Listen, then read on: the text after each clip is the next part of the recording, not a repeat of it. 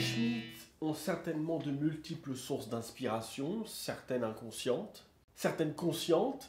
C'est le cas des Gendarmes de Saint-Tropez. Certains des éléments comiques, j'imagine, sans faire exprès. Surtout le personnage de Cruchot, qui avait un équivalent jeune et vrai en Rodolphe Schneider, qui était le personnage principal de l'ancêtre des Schmitt, jusqu'en 2008. Je crois qu'en 2012, le personnage n'existait déjà plus. Et A Thin Blue Line, qui a été retransmis en France sous le nom Inspecteur Fowler, sur Arte à l'époque, avec Rowan Atkinson dans le rôle principal, du genre de sous-chef, du genre de sergent, je ne sais plus le grade qu'il a exactement, le grade d'inspecteur, au sein d'une équipe de bras cassés ou différemment motivés, ou qui ont des particularités qui font que le travail forcément se fait moins bien ou dans des situations comiques. Les Schmitt à la base devaient avoir 10 épisodes pour sa première saison, et 2 de ces épisodes étaient clairement, fortement inspirés de A Thin Blue Line. Il y a aussi d'autres inspirations, j'imagine, qui ne me viennent pas spécialement à l'esprit pour les thèmes de la série, ou pour des épisodes précis. Parfois c'est juste des gags, dont certains ont été mis dans la série, d'autres n'ont pas pu y être, ou étaient prévus pour une autre saison. De nombreux éléments sont assez clichés, je dirais, d'une série sur un lieu de travail. Entre autres un commissariat, ce qui est quand même assez fréquent, mais pas que, parce que beaucoup des situations ne concernent pas directement leur travail. Ce sont des fonctionnaires qui s'ennuient, soit parce qu'ils n'ont pas de travail, soit ils devraient faire du travail, puis ils n'en foutent pas une. À ce titre, une partie de mon inspiration vient de mon propre boulot, de ce que j'ai pu constater au boulot. Exemple, si j'avais fait les Schmitt maintenant, il y aurait forcément eu un épisode sur Noël. J'aurais voulu faire des épisodes sur Noël de toute façon. Mais dans un épisode sur Noël, je les aurais vus au boulot et plein de travail à faire. Et ils sont en train de décorer le sapin. Pendant une heure, pendant toute une journée. Ça, j'ai vu ça dans mon boulot, ça. Ça aurait pas été coupé au montage, ça.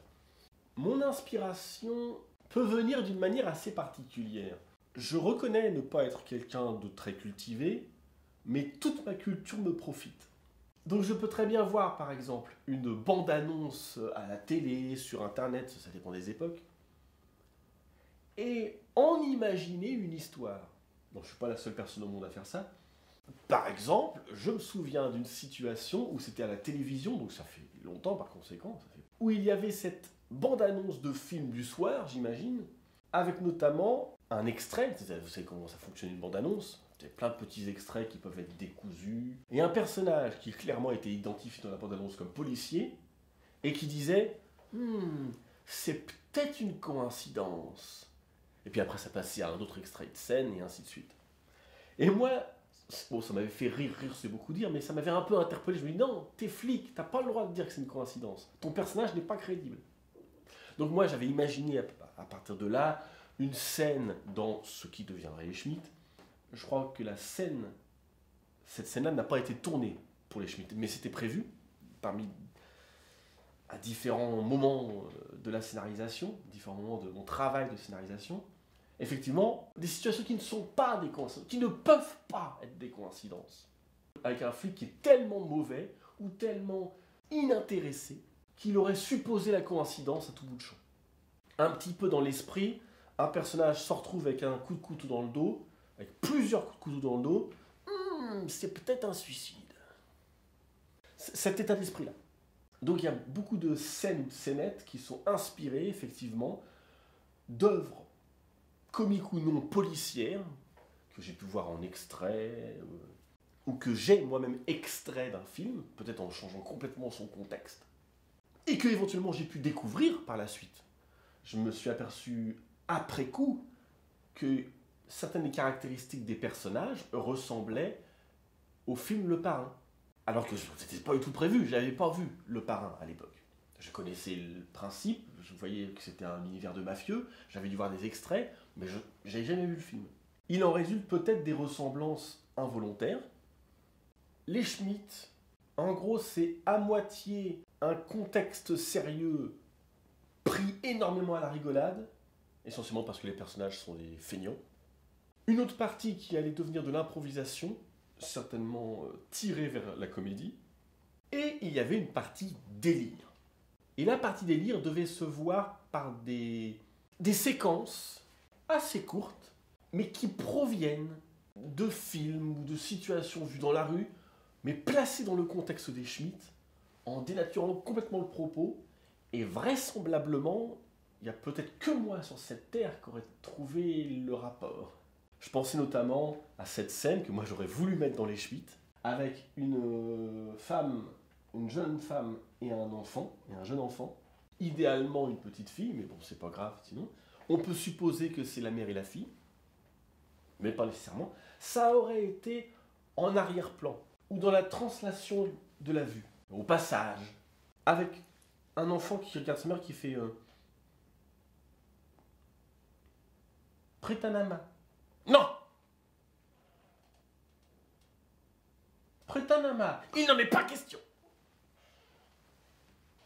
Alors là, bonus de 15 points à quiconque trouve la référence. Ça n'aurait eu aucun rapport. D'où ça sort?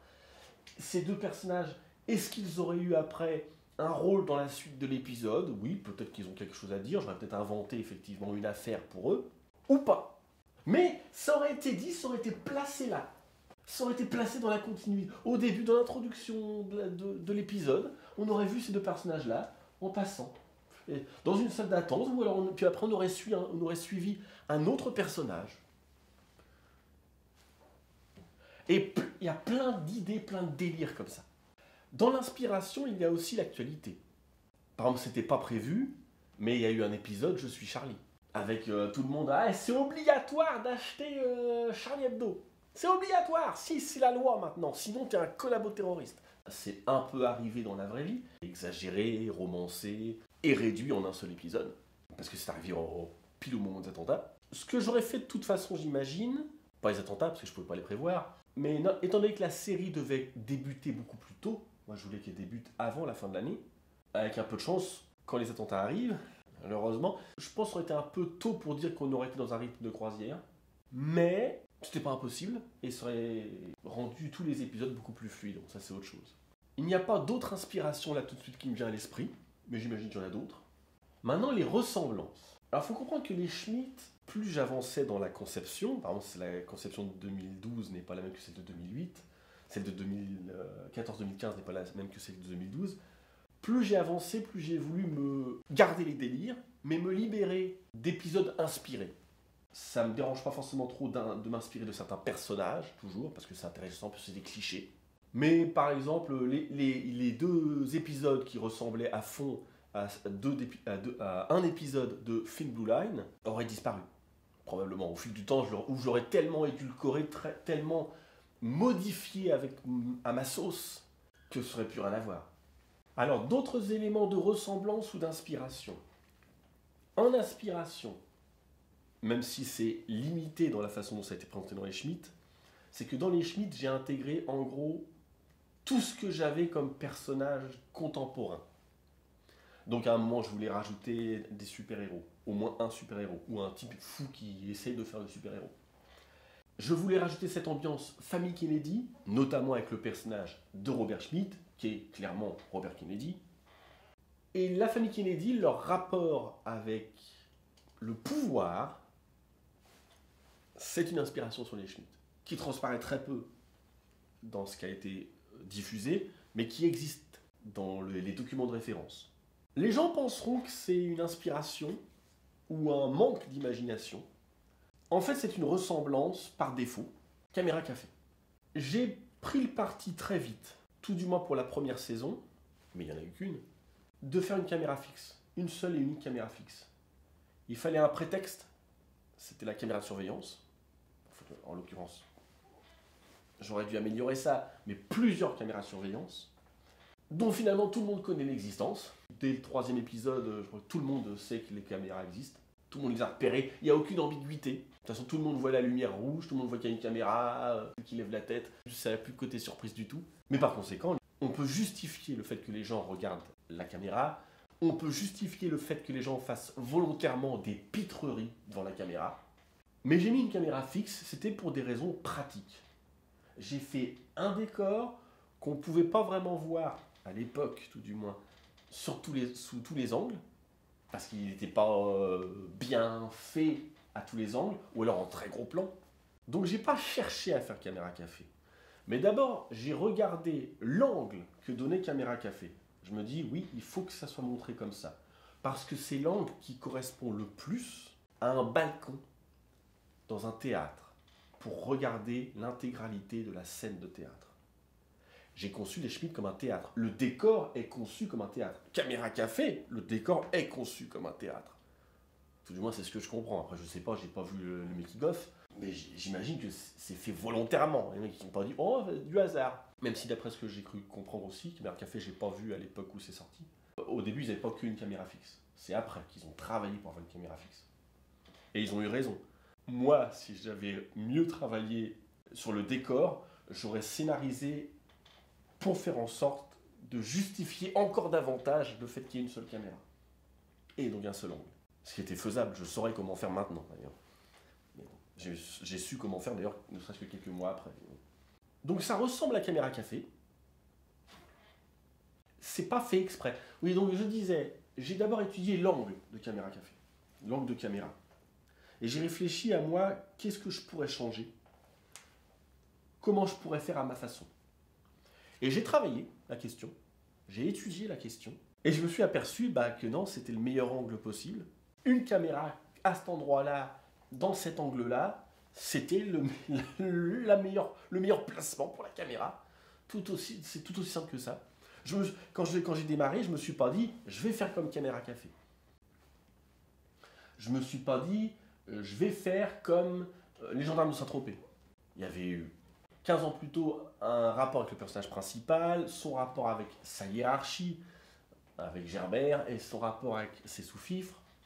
Sauf dans une version de 2008, je me suis pas dit, je vais faire Thin Blue Line, à la française. Je me suis pas dit ça. À part, je vous dis, pour un épisode qui se transformait en un deuxième à un moment. Et je m'en serais débarrassé puisque c'était dépendant du personnage de Rudolf Schneider, qui a disparu dans les versions suivantes. Beaucoup d'idées sérieuses mélangées à du comique. Ça a toujours existé dans toutes mes versions. Et je pense que c'est relativement rare. Je sais pas s'il y a beaucoup. La plupart des séries essaient de se concentrer quand même sur à fond sérieux ou à fond comique. D'ailleurs, encore une fois, j'ai vu ça tardivement. C'est un peu l'esprit de Kaamelott, que je connais pas à fond d'ailleurs. Je connais même pas les dernières saisons. Mais dans Kaamelott, il y a cet esprit aussi. Première saison comique, puis plus ça va, plus on va vers le sérieux. Plus on va de la comédie à la tragédie. Ça, j'apprécie beaucoup, ça. C'est pas la seule œuvre qui fait ça. J'en connais d'autres, dans les dessins animés japonais, par exemple. C'est quelque chose que j'aime beaucoup et je voulais le faire. Je pense donc que ça aurait ressemblé de moins en moins à quelque chose d'existant. Pour autant, je trouve quelques ressemblances, a posteriori.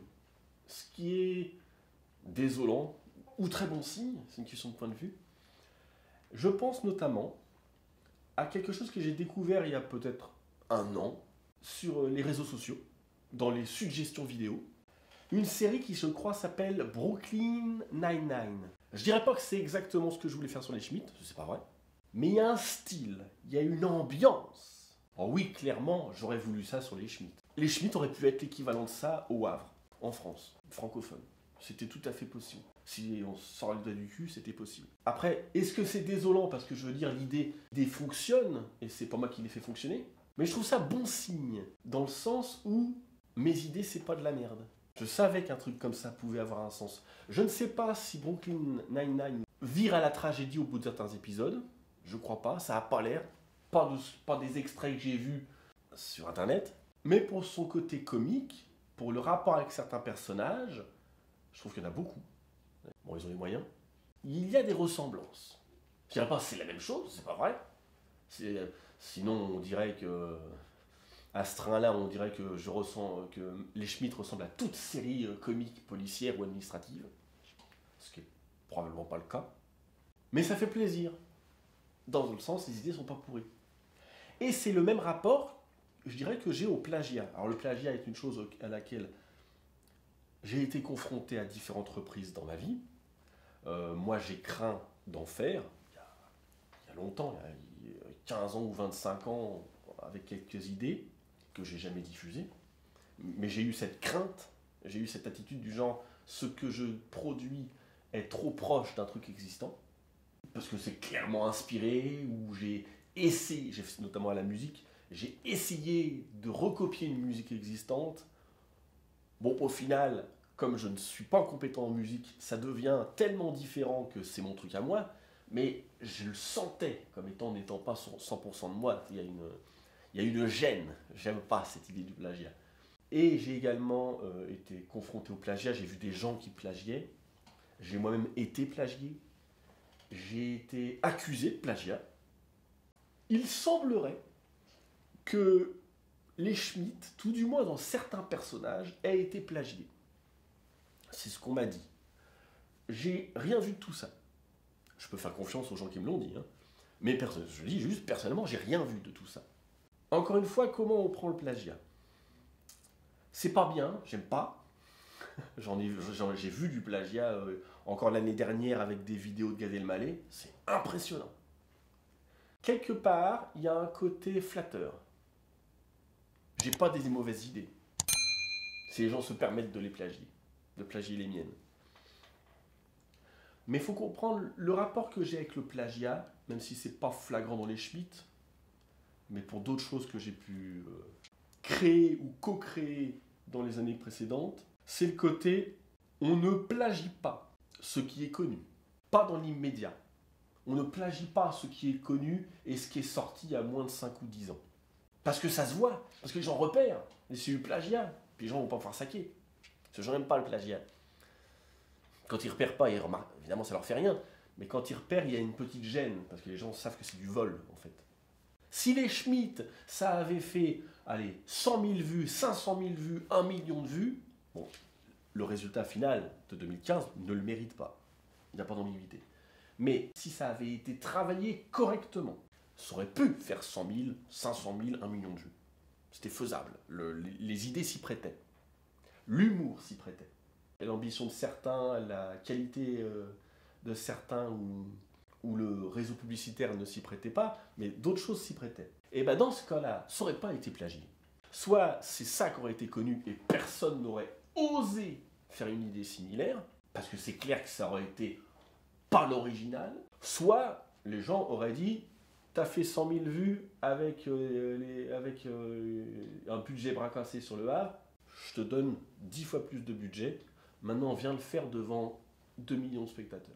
Bon, les chiffres que je donne sont énormes, j'en suis conscient. C'était pas mon but d'ailleurs, soyons très clairs, c'est pas mon but. Mon but c'est raconter une histoire.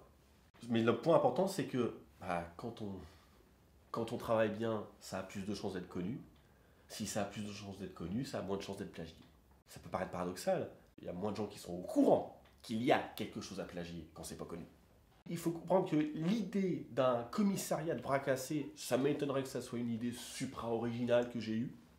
Et l'idée que ça vire à la tragédie avec des crises de conscience, avec la résurgence du fascisme qui ne dit pas son nom, ça, je l'avais dans la tête. Et je crois que je l'avais quasiment que dans la tête. Personne n'est au courant, ou presque, que j'avais ça comme ambition sur les Schmitt.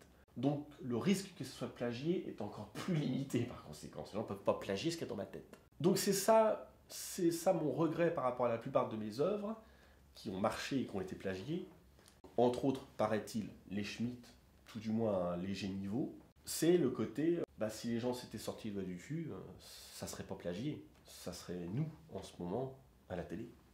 Et les gens, si c'était nous, maintenant, à la télé, les gens auraient dit « c'est un plagiat de Brooklyn Nine-Nine ».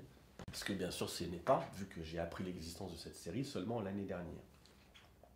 Et que les Schmitt, dans sa première ébauche, c'était 2001.